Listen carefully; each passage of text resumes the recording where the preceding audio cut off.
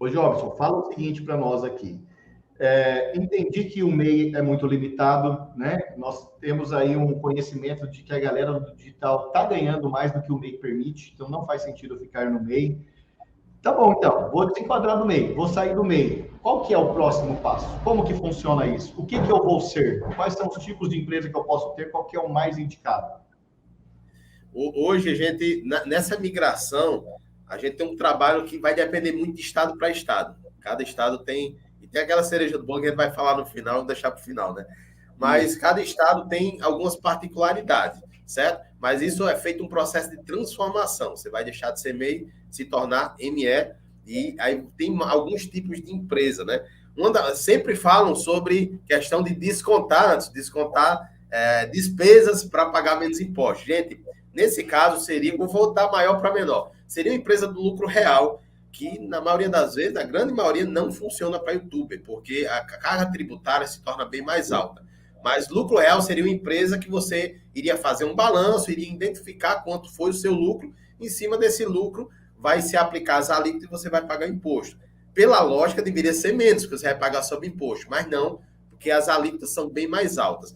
Depois, abaixo disso, teria o lucro presumido, que para você ver, em alguns casos é interessante, principalmente quem trabalha com e-book, já não partindo para a parte do YouTube, tem umas estratégias que bem interessantes para você pagar bem menos como é lucro presumido.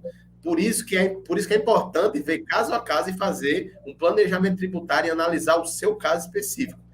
Então é bem interessante fazer isso, certo? Mas a grande maioria esmagadora de empresas que é interessante para o YouTube é a SLU, né? Que teria dois tipos de empresa. A empresa é normal, que tem a SLU e a EI, né? Que é empresário individual. A SLU é uma sociedade limitada unipessoal que tem as características de uma limitada.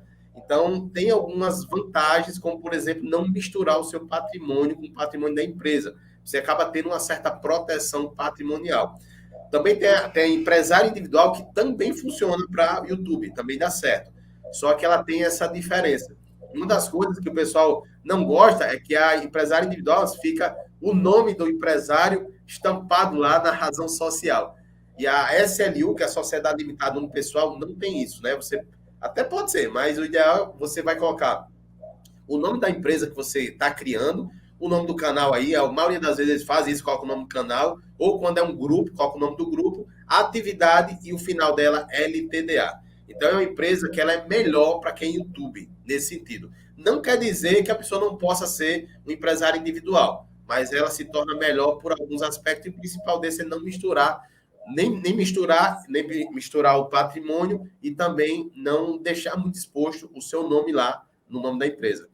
Perfeito. Show de bola. Então, mais comuns, como o Jobson disse, EI, que significa o empresário individual, depois do MEI, né? Meio que automático seria um EI.